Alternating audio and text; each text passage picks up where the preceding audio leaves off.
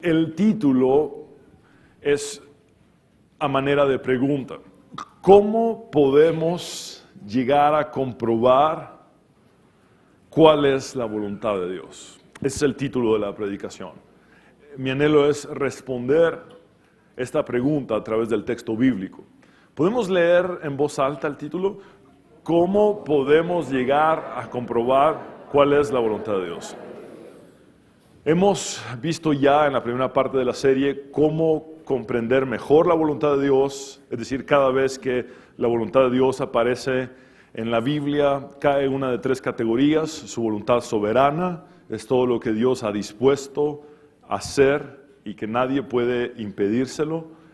Su voluntad moral, que son sus mandamientos, preceptos, estatutos, principios, y que es nuestra responsabilidad escoger entre el bien y el mal, entre la bendición y la maldición, entre la vida y la muerte.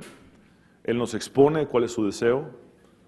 Y la tercera categoría es su voluntad específica para un individuo. Y vimos que esa voluntad específica puede ser muy diferente de una persona a la otra. En la segunda parte de la serie vimos la importancia del consejo acertado para la toma de decisiones. Hay un recurso divino sumamente importante y sumamente visible en la Biblia, y es la multitud de consejo para la toma de decisiones. De hecho, la Biblia es tajante en decir que la persona que toma acciones sin haber buscado consejo es denominada como necia. Es fuerte el término en hebreo, pero Dios anhela que podamos tener esa comunidad donde buscamos consejo de personas temerosas de Dios, de personas que honran a Dios. Y hoy anhelo que podamos responder esta pregunta. ¿Cómo podemos comprobar? ¿Cómo podemos verificar? ¿Cómo podemos conocer con certeza cuál es la voluntad de Dios? ¿Conocen ustedes la palabra ortografía? Que nos fuera familiar a todos. Y cualquiera puede pensar, ¿y qué tiene que ver la ortografía con la voluntad de Dios? Es la voluntad de Dios que escribamos bien, hermanos. Quiero ir a la etimología de la palabra ortografía. La palabra ortografía está compuesta de dos palabras de origen griego. Una es orthos.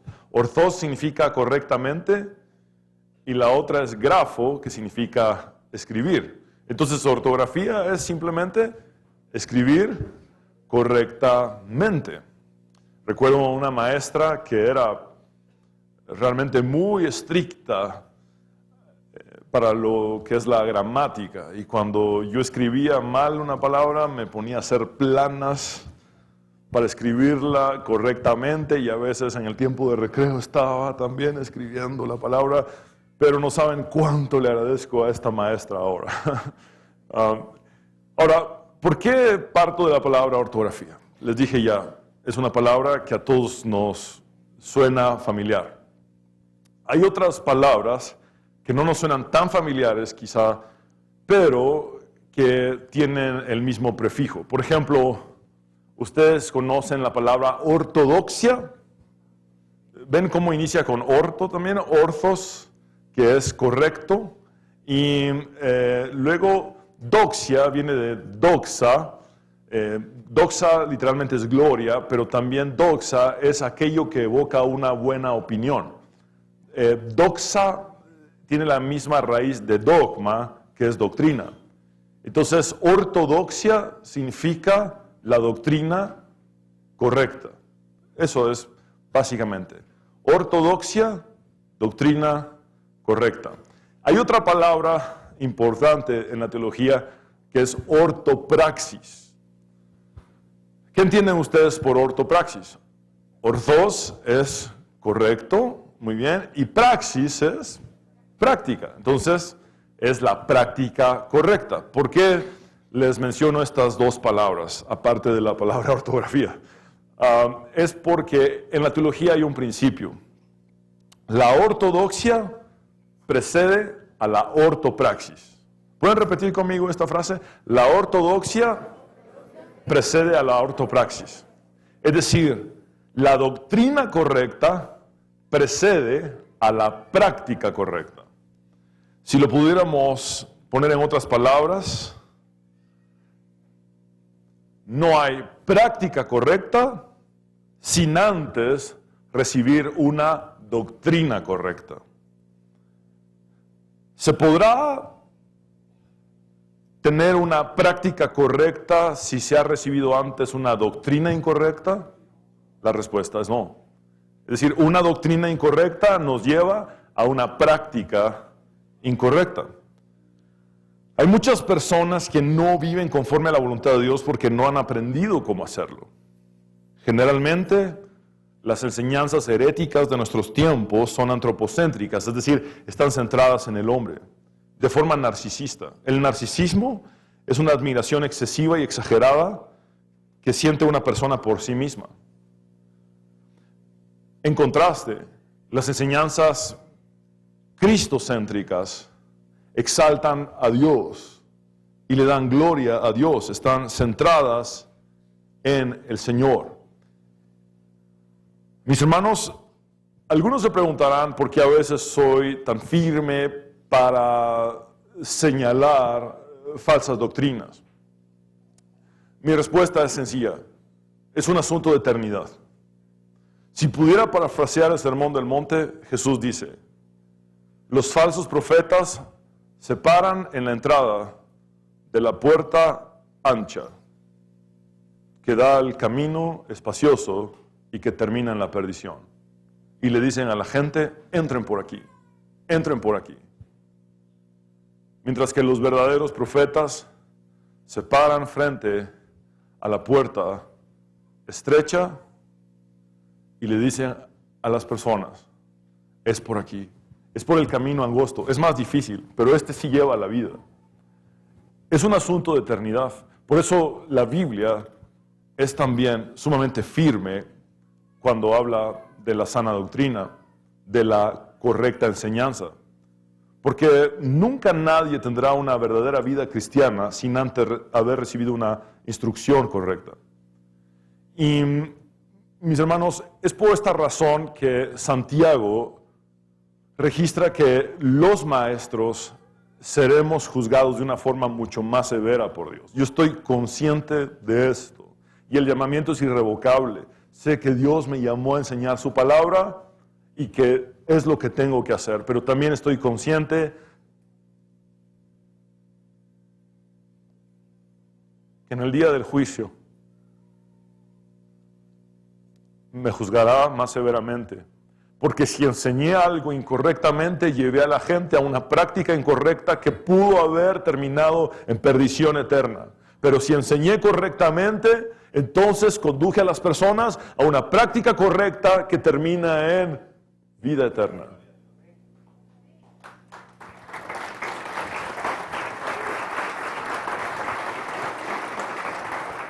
Tanto en el Antiguo Testamento como en el Nuevo Testamento, Dios promete castigar a quienes enseñan falsas doctrinas. En el libro de Apocalipsis se nos dice con claridad que Dios abomina las falsas doctrinas. Jesús nos previno diciéndonos que los falsos cristos engañarían a muchos. Pablo nos dice en 1 Timoteo que los falsos maestros abundarían en los últimos tiempos. Pedro nos advierte en su segunda carta que los falsos maestros atraerían a multitudes. Pablo y Pedro coinciden, convergen en una misma advertencia. Los falsos maestros serían codiciosos y enseñarían a sus seguidores también a hacerlo. Es decir, materialistas que enseñan a otros a ser materialistas. Pablo profetiza en la última carta que escribió, que es segunda de Timoteo, que en los postreros días habría hombres amadores de sí mismos. Y quiero explicar qué es esto de amadores de sí mismos, porque alguien podría confundirse y pensar, pastor, pero ¿no el segundo gran mandamiento es amar al prójimo como a mí mismo? Sí, ahí hay balance, un balance divino establecido por Dios. Amas al prójimo en la misma medida que te amas a ti mismo. Pero estos amadores de sí mismos son egocéntricos, ególatras, egoístas. El mundo se trata de ellos, son el centro del universo. Y eso es a lo que Pablo se refiere. Pablo dice que estos amadores de sí mismos también serían codiciosos. Y esto es algo que entiendes en la Biblia. El amador de sí mismo, el ególatra o el egocéntrico, siempre estará inmerso en el materialismo. Entonces, hay una falsa enseñanza que tristemente, mientras más el tiempo avanza, más prolifera. Y básicamente consiste en esto. Todo se trata de nosotros. Todo es acerca de nosotros y de lo que nosotros recibamos, obtengamos y tengamos.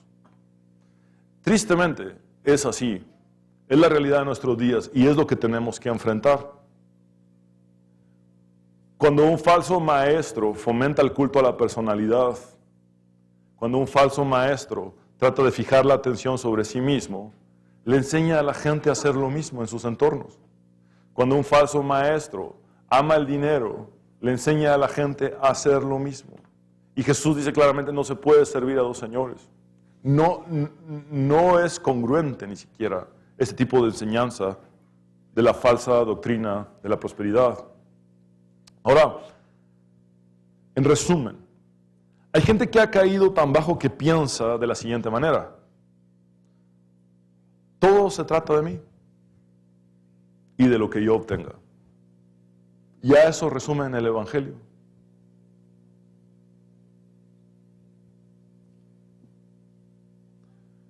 Pero el motivo por el cual piensan así es porque es lo que les enseñaron.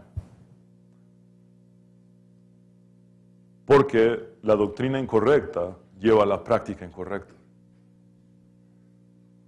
Miles de personas, muchas de ellas sinceras, asisten en masa a diversas iglesias, conferencias, eventos y seminarios en búsqueda de beneficios personales, a nivel práctico, emocional, financiero, espiritual, entre otros. Pero terminan por hacer exactamente lo opuesto a lo que Pablo expone en Romanos 12, 1, 2, que son nuestros dos versículos de nuestro texto base para hoy.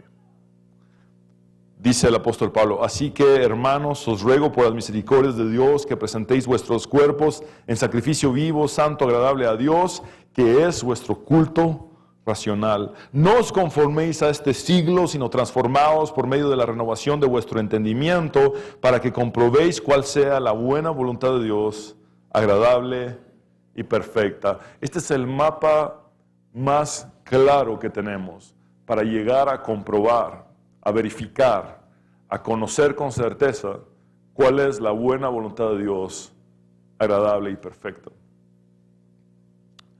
Mis hermanos, la clave de la vida cristiana no consiste en tratar de obtener todo lo que podamos de Dios, sino en dar todo lo que somos y tenemos a Él.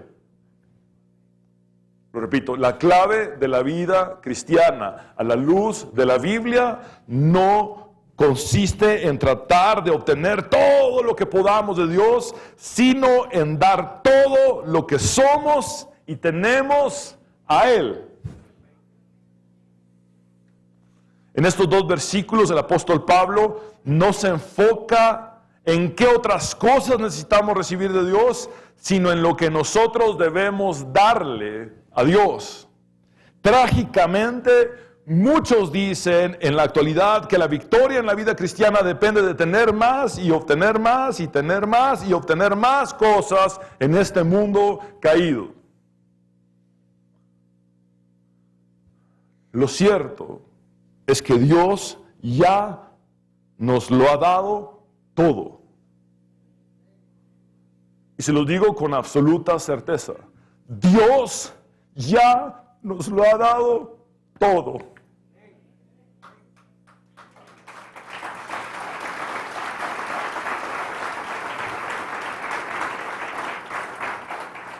Pedro dice en su segunda carta que todas las cosas, ¿cuántas cosas? Todas las cosas que pertenecen a la vida y a la piedad nos han sido dadas por su divino poder mediante el conocimiento de aquel que nos llamó por su gloria y excelencia. Pablo dice en su carta a los Efesios que Dios nos bendijo con toda bendición espiritual en los lugares celestiales en Cristo. Y podría seguir con textos y textos que hablan de que Dios ya nos lo ha dado todo. Pablo también dice en Colosenses que en Cristo estamos completos. Es decir, si tengo a Cristo, ya no me hace falta nada. Esa es la verdad de la Biblia. Yo entiendo que como seres humanos, entiendo que como padre de familia, pienso en la provisión de mi esposa, de mis hijas. Yo entiendo eso. A veces pienso en el futuro de ellas. Y cuando la preocupación quiere invadirme, recuerdo el Sermón del Monte, donde Cristo dice que no le dé la más absoluta cabida al afán en mi corazón. Y muchas veces batallo con eso. Pero, ¿saben qué? Jesús también dice en el Sermón del Monte, buscad primeramente el reino de Dios y su justicia. Y justicia ahí significa hacer lo correcto delante de Dios. Y todas estas cosas os serán añadidas. Y estas cosas se refiere a las necesidades básicas: comida, bebida, vestido. Es decir, podemos estar seguros que Dios ya nos lo ha dado todo. Buscando su reino, recibiremos la provisión necesaria para satisfacer nuestras necesidades. Mis hermanos, esa es la certeza de la vida cristiana, de saber que Dios es nuestro Padre celestial.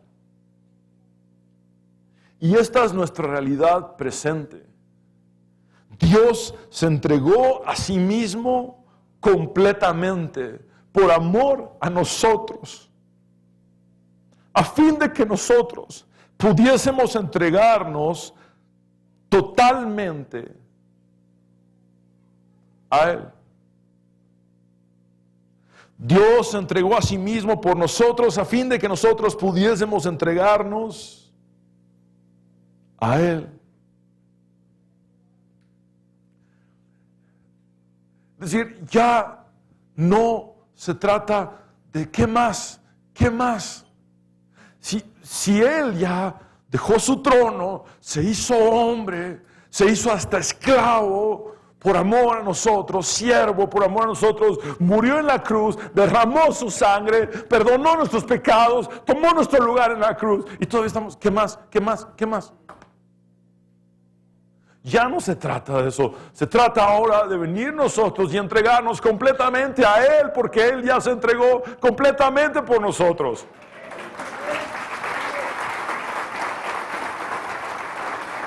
Y Pablo nos da 3 pasos para llegar a conocer, a verificar, a comprobar la voluntad de Dios, que es buena, agradable y perfecta. Dice Pablo en el versículo 1, que se dirige a sus hermanos, o corrijo, en el versículo 1, él llama a aquellos que están leyendo la carta como hermanos. Entonces da por sentado que son personas convertidas. Entonces el primer paso es este: solamente podemos llegar a comprobar la voluntad de Dios si hemos experimentado una verdadera conversión. Una de las grandes preocupaciones de los verdaderos maestros de nuestros tiempos, y les soy bien sincero, para mí es muy sencillo saber en cuestión de 5 minutos de escuchar a una persona si es un verdadero maestro o es un falso maestro. Y no me hagan dar nombres, por favor. Pero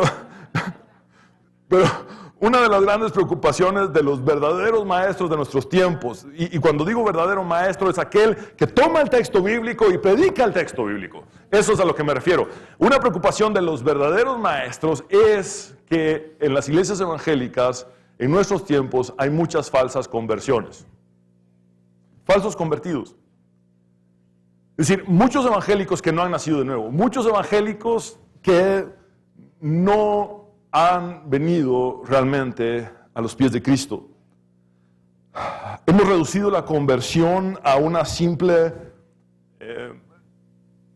praxis de una repetición de una oración, como si fuera una fórmula mágica, un levantar la mano y ya estuvo, un pasar al frente y ya estuvo, y la gente después sigue en las mismas.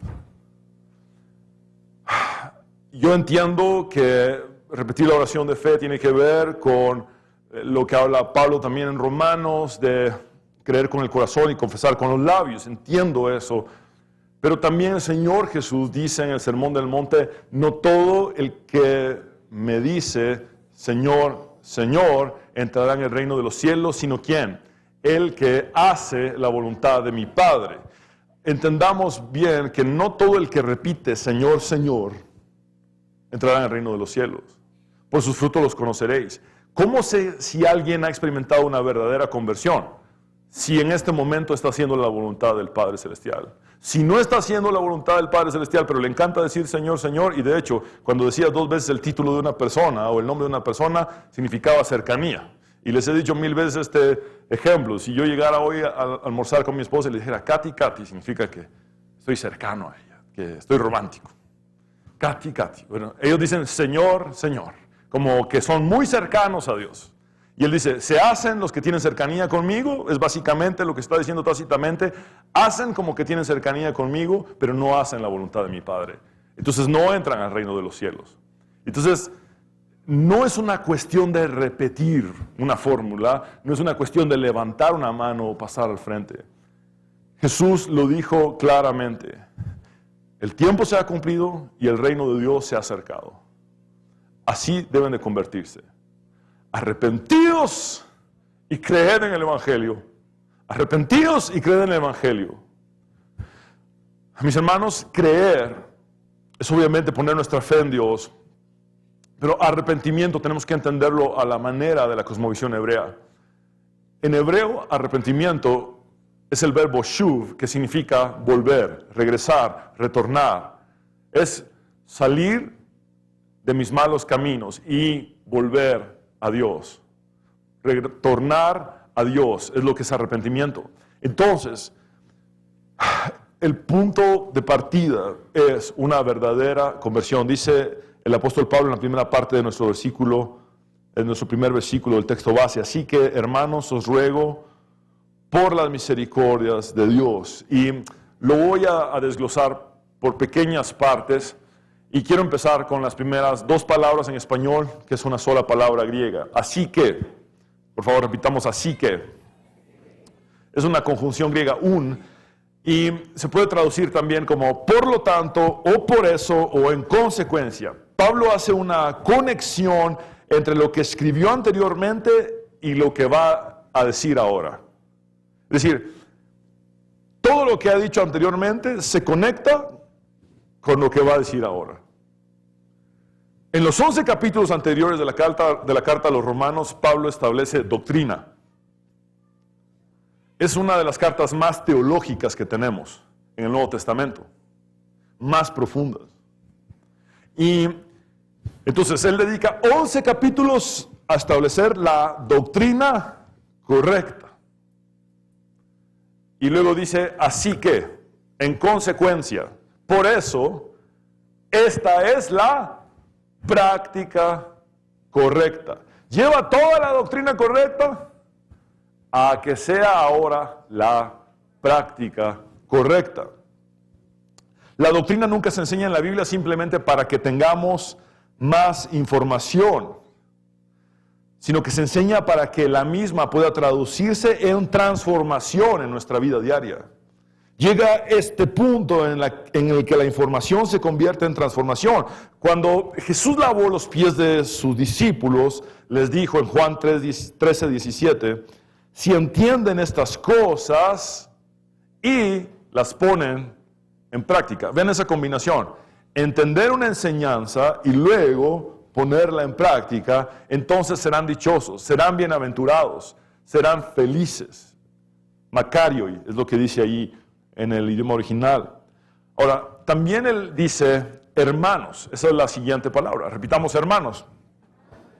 Es la palabra adelphi en griego, y Pablo no usa esta palabra de manera deliberada. La utiliza para que ésta pueda describir su relación con aquellos a los que les está escribiendo. Son sus hermanos en la fe, son el pueblo de Dios, son personas convertidas, creyentes, son cristianos, son gente que pertenece a la familia de Dios. ¿Cómo puedo saber si alguien es mi hermano en la fe o no lo es? ¿O cómo puedo saber si yo soy parte del pueblo de Dios o parte de la familia de Dios? Bueno, Jesús lo dijo claramente en Mateo 12:50, porque todos los que hacen la voluntad de mi Padre que está en los cielos son mis hermanos, mis hermanas y mi madre. Nuevamente, por sus frutos los conoceréis. ¿Cómo sé si alguien es mi hermano? Porque hace la voluntad del Padre Celestial. ¿Cómo puedes saber tú si yo soy tu hermano? Porque trato de vivir haciendo la voluntad de mi Padre Celestial. Entonces Pablo está hablando a conversos. El punto de partida es una verdadera conversión, como lo he dicho ya. Y luego dice, os ruego, repitamos, os ruego. Este es un verbo interesante. Ruego es un verbo interesante porque es parakaló. Y de este verbo tenemos el sustantivo parácletos. Parácletos es consolador. El parácletos es ayudador. Cuando Jesús dice, y les enviaré a otro parácletos, a otro ayudador, a otro consolador. Ahora, este verbo, parakaló, significa un ruego amoroso, significa una súplica intensa. Y es bien importante entender por qué Pablo usa este término. Porque él podría simplemente haber dado un mandato. Con toda la autoridad que Dios le dio como apóstol, él podría haber dicho, os ordeno, os mando. Pero él trata de apelar a lo más profundo de los lectores y dice, les ruego, les suplico. Cuando una autoridad superior te ruega, cuando alguien que ha sido puesto para dirigir te ruega, cuando sabes que alguien puede darte una orden pero decide rogarte, eso le da una profundidad a su petición. Por ejemplo, él escribe a Filemón y usa la misma palabra. En el versículo 8 y 9 de Filemón dice, por eso, y aunque tengo mucha libertad en Cristo para, vean esto, mandarte lo que conviene. Yo podría mandarte, pero esto es lo que decido hacer. Más bien te ruego por amor. Es decir, Filemón, yo podría darte una orden, pero decido rogarte por amor. Es apelar a lo más profundo de una persona. Y luego de decir, muy bien, todo lo que les he dicho antes es para que lo lleven a la práctica. Ustedes deben ser verdaderos convertidos y estoy diciendo tácitamente lo que el texto nos expresa. Ahora el apóstol dice, les ruego amorosamente, pero dice, ¿por qué? Dice, por las misericordias de Dios. Por favor, repitamos esto, por las misericordias de Dios. Lo primero que quiero llamar a su atención es que dice misericordias en plural. Iktrimon. Es un hebraísmo para las muchas y variadas manifestaciones de la misericordia de Dios. A lo largo de 11 capítulos, el apóstol Pablo ha venido exponiendo las múltiples maneras en las que la misericordia de Dios se ha manifestado para con nosotros. Al llegar al capítulo 9, del capítulo 9 al 11, el término clave que más salta a la vista es misericordia. Es decir, durante 11 capítulos habla de las misericordias de Dios y a partir del 9 hay un clímax de la misericordia de Dios. Y luego llega al capítulo 12 donde todo se pone en práctica. Y entonces él dice, por todo lo que les he expuesto antes, por las misericordias de Dios, les ruego. Ahora, ¿qué es misericordia? Nuestro vocablo en español viene directamente del latín. Miser, ¿le suena? Miser. Es miserable, es lo que significa. Y cordis es corazón en latín. Entonces, misericordia es poner el corazón en un miserable. Poner el corazón en un desdichado. Y hay múltiples maneras, por eso dice las misericordias, hay múltiples formas en las que Dios ha puesto su corazón para rescatarnos de nuestros pecados y miserias.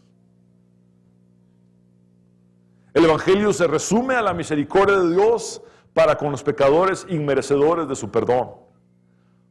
Ahora, vean la secuencia.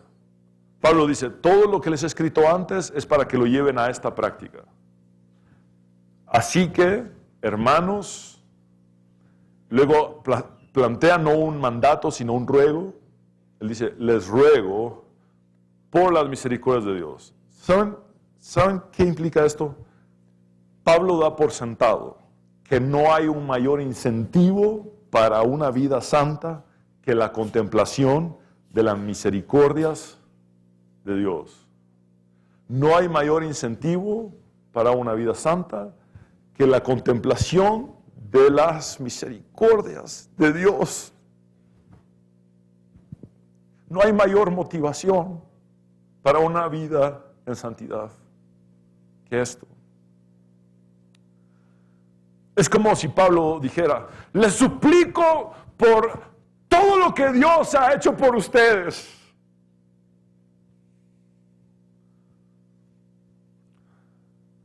Y luego nos seguirá diciendo que presenten sus cuerpos, que presenten sus mentes a Dios, que entreguen sus mentes a Dios. Vean Romanos 2:4, dice el apóstol, ¿no te das cuenta de lo bondadoso, tolerante y paciente que es Dios contigo? ¿Acaso eso no significa nada para ti? ¿No ves que la bondad de Dios es para guiarte a que te arrepientas y abandones tu pecado?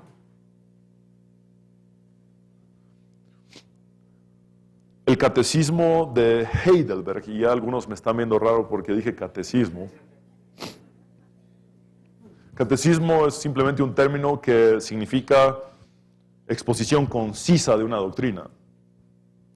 Y este catecismo de Heidelberg, Alemania, fue hecho por dos teólogos jóvenes. Uno había sido discípulo de Juan Calvino y el otro de Felipe Melanchthon, que era uno de los mejores amigos de Lutero. Así es que catecismo más protestante no les pude conseguir.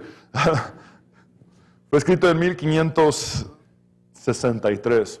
Y este catecismo funciona en base a preguntas y respuestas. Y la pregunta y respuesta número 2, se las voy a leer. Dice, ¿cuántas cosas debes saber para poder vivir y morir piadosamente con ese consuelo? ¿Cuántas cosas debes saber para poder vivir y morir piadosamente con ese consuelo? Y aquí está la respuesta. 3 cosas, y lo pone personalizado. ¿Cuán grandes son mis pecados y mi miseria? Segunda cosa. ¿Cómo soy redimido de todos mis pecados y mi miseria? Y tercera cosa. ¿Cómo he de agradecer a Dios toda esa redención? ¿Se dan cuenta?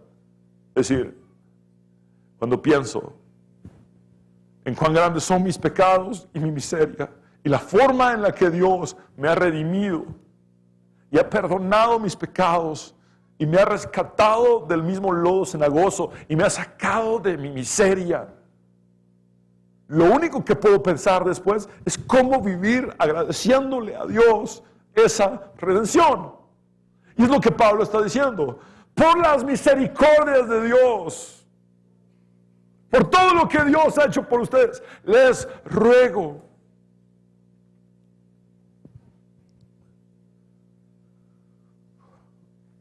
Y pasa al segundo paso.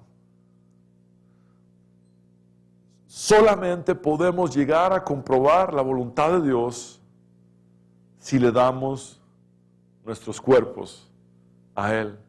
Esto es lo que Él está rogando por las misericordias de Dios, que presentéis vuestros cuerpos en sacrificio vivo, santo, agradable a Dios, que es vuestro culto racional.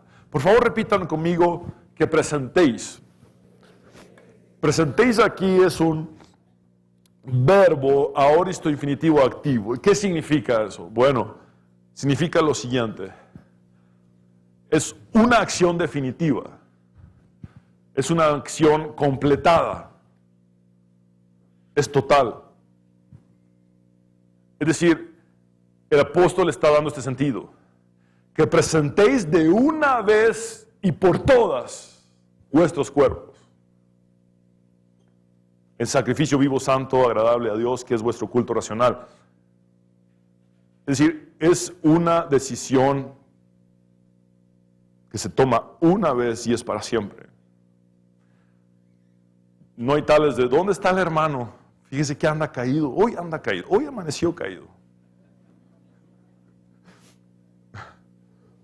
Pero ya el domingo se va a reconciliar.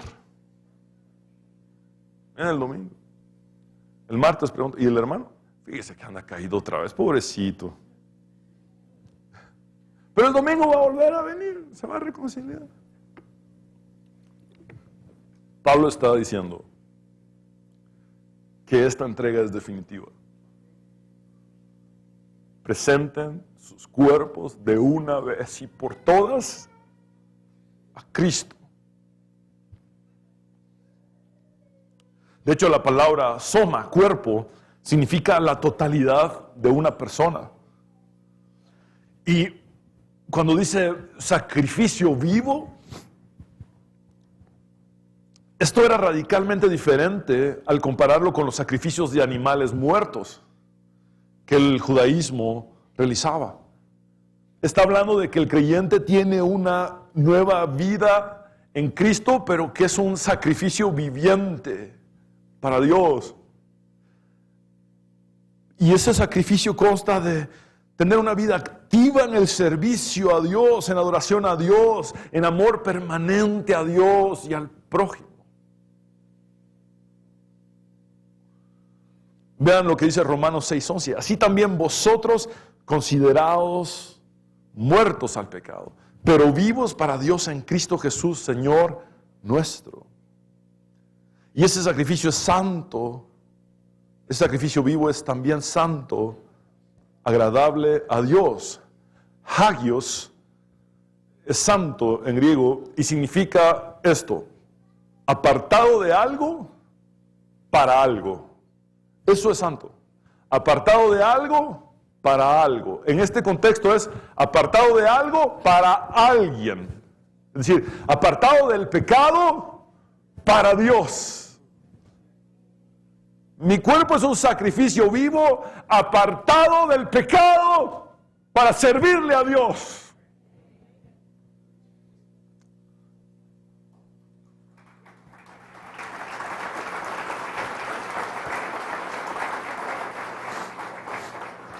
Agradable a Dios significa aceptable ante Dios. Quiero leerles unos versículos de Romanos 6.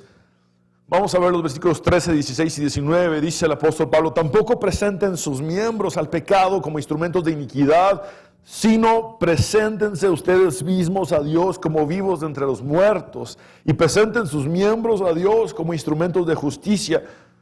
¿Acaso no saben ustedes que si se someten a alguien para obedecerlo como esclavos, se hacen esclavos de aquel a quien obedecen, ya sea del pecado que lleva a la muerte o de la obediencia que lleva a la justicia? En otras palabras, todos somos esclavos.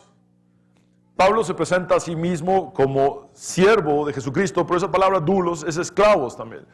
Pablo se presenta a sí mismo como esclavo de Jesucristo. Es decir, si eres esclavo del pecado, dice que ese pecado lleva a la muerte. La paga del pecado es muerte. ¿Y cuál es la dádiva de Dios? Vida eterna. Si vives en obediencia a Cristo y practicas la justicia, es decir, haces lo correcto delante de Dios, entonces eres esclavo de Cristo. Versículo 19, hablo en términos humanos por la debilidad de su naturaleza humana, así como para practicar la iniquidad presentaron sus miembros para servir a la impureza y la maldad, ahora para practicar la santidad presenten sus miembros para servir a la justicia. La santidad es tangible en una persona. La santidad es una práctica. Si nuestros cuerpos antes le sirvieron al pecado, ahora nuestros cuerpos practican la santidad. Eso es lo que significa entregarle el cuerpo a Dios. Y el apóstol dice, ¿qué es esto? Dice, que es vuestro culto racional. Por favor, repitamos esto. Que es vuestro culto racional. Ahora, ¿qué significa esto? Culto se puede comprender también como servicio. Y racional se puede también comprender como razonable. Es decir, este es el servicio razonable. O esta es la adoración divinamente razonable. Es decir, es una frase bien profunda. Por eso la Reina Valera contemporánea traduce, así es como se debe adorar a Dios. Ven cómo cambia de la Reina Valera 1960, que dice que es vuestro culto racional, a la Reina Valera contemporánea que dice, así es como se debe adorar a Dios. La nueva versión internacional dice, en adoración espiritual. Y es que, mis hermanos, ahí es la palabra lógicos, que significa racional, razonable, lo que es lógico no para los seres humanos, sino que es lógico para Dios, lo que es razonable para Dios. La lógica que funciona a través del razonamiento divino, conocido por medio de la fe. Es decir, lo que Dios espera de nosotros es la entrega de nuestro cuerpo en sacrificio vivo, santo y agradable a Él. Esa es la verdadera adoración. Es decir, la adoración genuina no consiste de una canción que me gusta. Ay, cómo me gusta esa canción. Se la voy a cantar a Dios. Serenata. A Dios. No consiste de un ritual religioso. No es un sentimiento o un emocionalismo pasajero. La verdadera adoración, la adoración genuina, consiste en la entrega total de mi cuerpo de una vez y por todas a Dios. Ese es el culto razonable ante Dios. Ese es el servicio o la adoración razonable ante Dios. Jesús le dijo a la samaritana en Juan 4:23, mas la hora viene y ahora es cuando los verdaderos adoradores adorarán al Padre en espíritu y en verdad, porque también el Padre tales adoradores busca que le adoren. Y el tercer paso y final que Pablo da es, solamente podemos llegar a comprobar la voluntad de Dios si le damos nuestras mentes a Él. Vean cómo partimos de una conversión verdadera a entregarle definitivamente nuestro cuerpo, es decir, la totalidad de una persona, y luego, o la totalidad de nuestra persona, y luego vamos hacia lo que es entregarle nuestra mente o nuestras mentes. Veamos el versículo 2. No os conforméis a este siglo, sino transformaos por medio de la renovación de vuestro entendimiento para que comprobéis cuál sea la buena voluntad de Dios, agradable y perfecta. Mis hermanos, no os conforméis a este siglo. ¿Podemos repetir esa frase? No os conforméis a este siglo.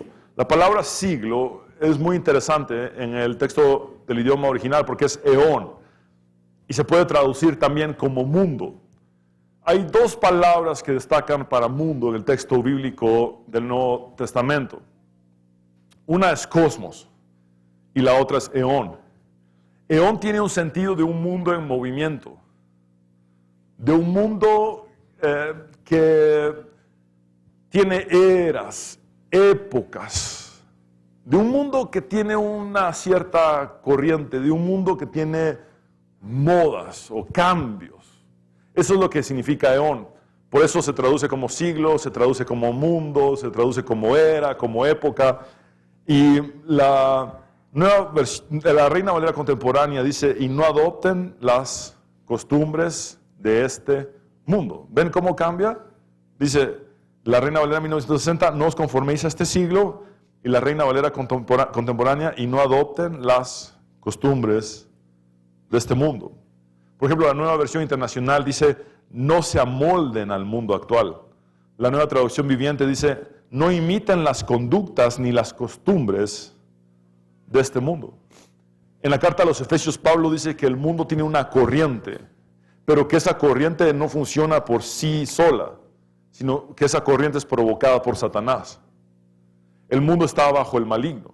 Entonces la corriente del mundo que arrastra a muchas personas es provocada por el maligno.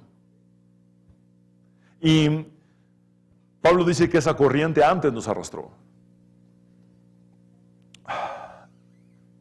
En primera de Juan 2:16, el apóstol dice, porque todo lo que hay en el mundo, los deseos de la carne, es decir, el placer egoísta, los deseos de los ojos, la codicia o el materialismo, y la vanagloria de la vida, es decir, la búsqueda de fama, protagonismo, poder, reconocimiento, posición, títulos, no proviene del Padre, sino del mundo. Entonces, no nos conformamos al mundo. Los creyentes no somos conformados, sino que somos transformados. Y eso es lo que sigue diciendo el apóstol. Sino transformaos por medio de la renovación de vuestro entendimiento. Leamos esto en voz alta. Sino transformaos por medio de la renovación de vuestro entendimiento. La Nueva Versión Internacional dice, sino sean transformados mediante la renovación de su mente. Mis hermanos, transformar la mente. El verbo para transformar es metamorfó en griego. Y nosotros tenemos una palabra en español que todos hemos escuchado alguna vez, metamorfosis. Metamorfo significa cambiar la forma.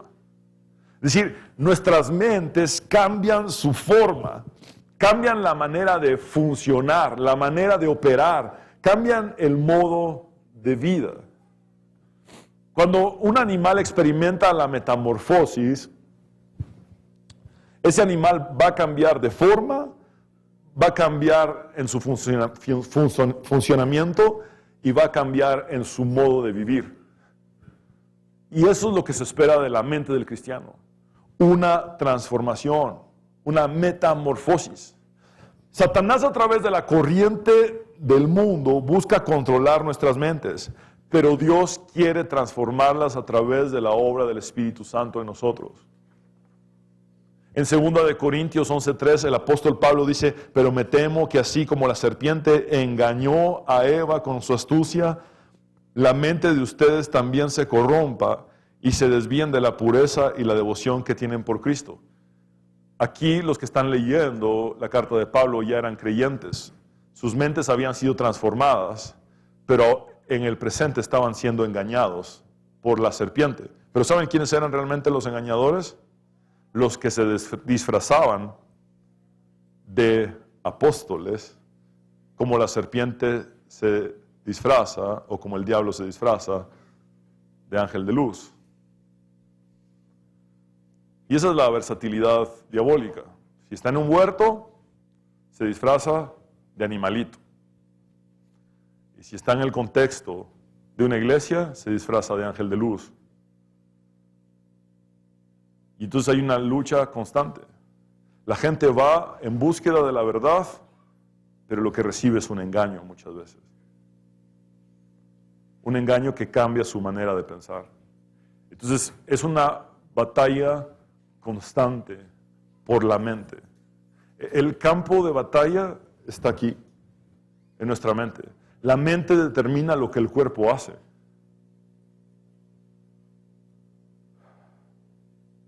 Quiero citar textualmente a Warren Wiersbe, dice: el mundo quiere cambiar la mente del creyente, por eso ejerce presión externa, pero el Espíritu Santo cambia nuestra mente dándonos poder interno.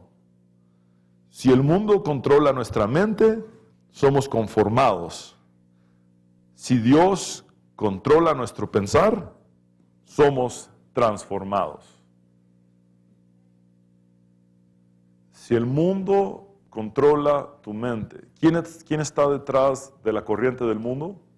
Satanás. ¿Qué es lo que el mundo ofrece?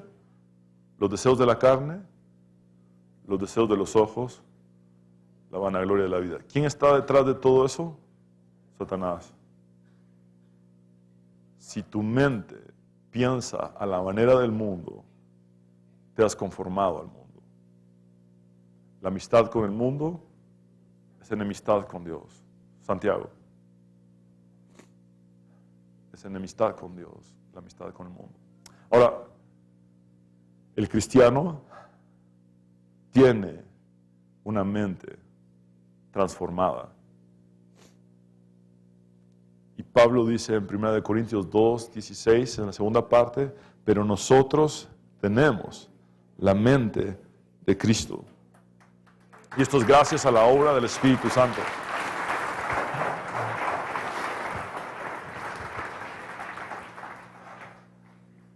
Dios dice en Isaías: mis pensamientos no son vuestros pensamientos, ni mis caminos vuestros caminos. Pero cuando tu mente experimenta una metamorfosis, porque previamente te has entregado en una conversión auténtica a Cristo, le das tu cuerpo de una vez y para siempre, es decir, la totalidad de tu persona una vez y para siempre, y luego rindes tu mente a Él y tu mente experimenta una metamorfosis y ya no piensas a la manera del mundo, entonces vas a llegar a conocer sus pensamientos, sus planes, su voluntad. Alguien dijo que el mundo ha invadido tanto a la iglesia que ya no se sabe dónde empieza el mundo y dónde termina, y dónde empieza la iglesia y dónde termina. Parece que en cierto punto, tristemente, se amalgamó.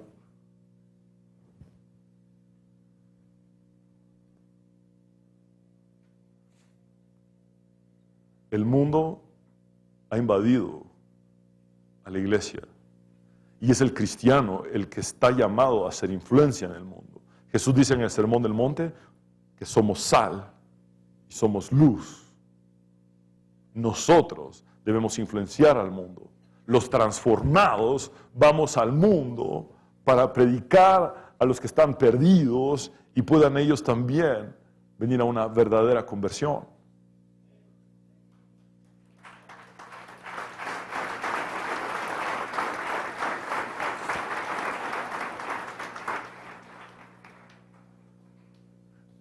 Pero hay cierta excusa sin sentido. Es que es una estrategia evangelística, por eso hacemos eventos que parecen mundanos, pero... En ninguna parte de los evangelios veo a Jesús acomodándose al mundo o amoldándose al mundo. Sí lo veo con pecadores porque ellos son los perdidos. Sí lo veo con pecadores, pero les predica la absoluta verdad directamente. No cede ante sus prácticas. Es momento de que la iglesia cristiana no se conforme al mundo, sino que muestre que es realmente sal y luz porque ha sido transformada. Tenemos que ir por todo el mundo y predicar el evangelio a toda criatura. Es nuestra gran comisión. Mis hermanos, el resultado de nuestra mente renovada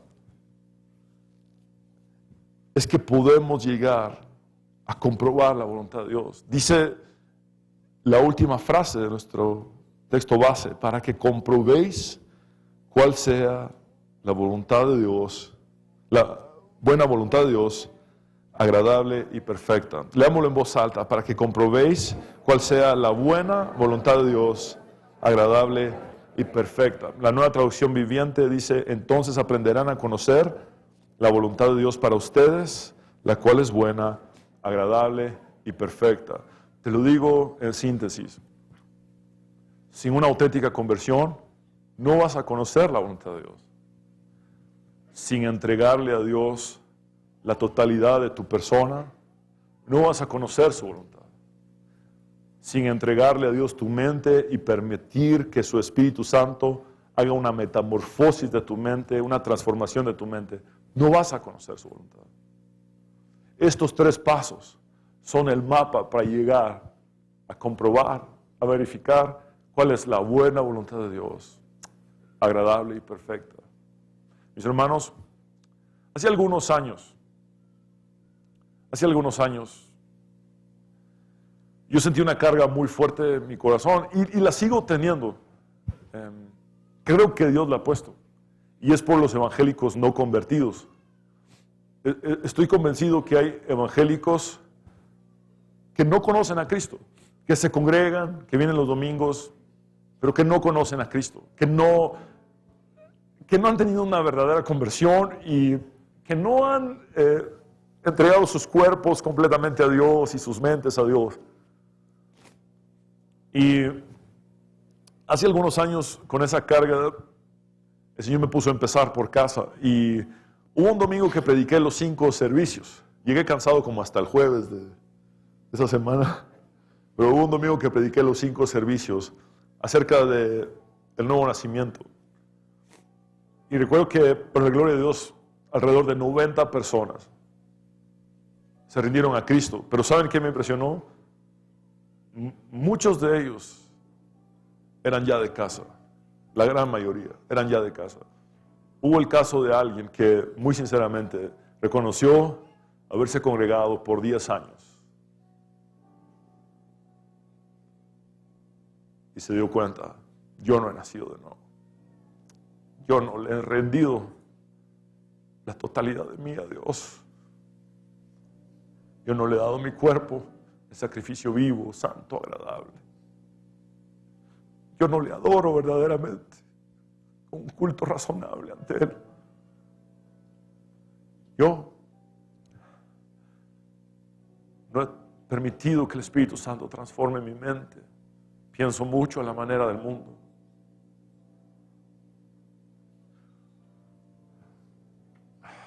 Mis hermanos, les invito a seguir este mapa y van a poder conocer la voluntad de Dios.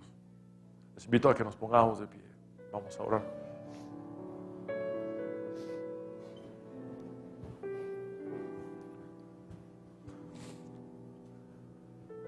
Señor, todos nosotros luchamos con nuestros deseos carnales. Es una batalla diaria. Nuestra mente es también un campo de batalla, Señor.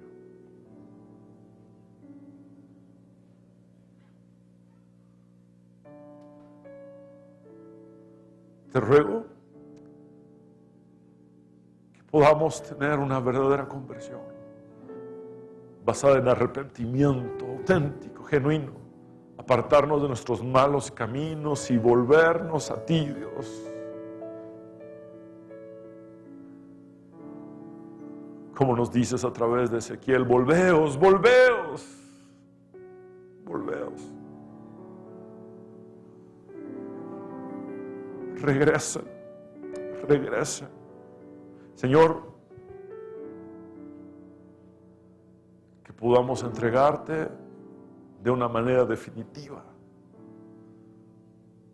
nuestros cuerpos a ti en sacrificio vivo, santo, agradable,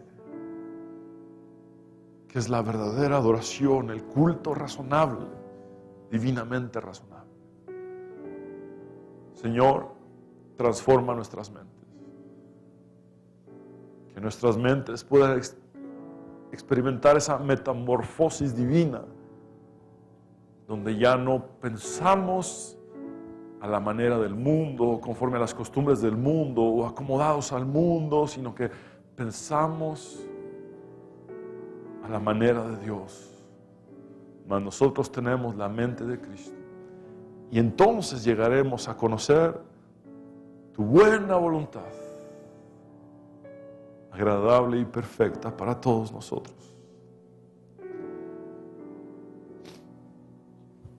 Quiero hablar contigo, hombre y mujer, que has venido sin Cristo. Tú que sabes que necesitas a Dios.